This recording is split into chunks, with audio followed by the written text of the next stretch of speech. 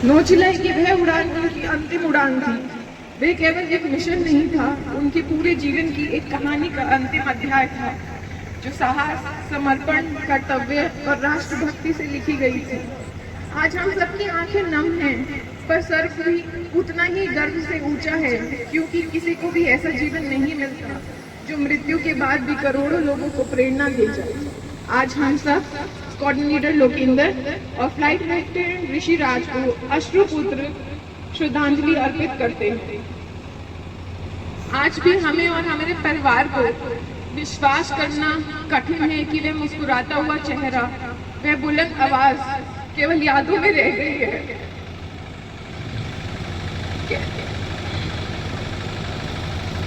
कहते हैं कुछ लोग अपनी मुस्कान से दिल जीत लेते हैं। स्क्वाड्रन लीडर लोकेंद्र ऐसे ही इंसान थे। हम लोग प्यार से उन्हें लोकी बुलाते थे। जितना छोटा शब्द लोकी, उतना ही प्रेम से हम उन लोगों को बुलाते थे। 9 नवंबर 1992 में हरियाणा के रोहतक जिले में माता अनीता देवी और पिता जोगिंदर सिंधु के घर उन्होंने जन्म लिया। वे अपने 3 भाई बहनों में सबसे छोटे और लाडले थे। उनके दादाजी भी भारतीय सेना से सेवानिवृत्त हैं और उनकी बहन ने भी वायुसेना में अपनी सेवाएं दी हैं। वे बचपन से ही ऊर्जा, उत्साह और सपनों से भरे हुए थे।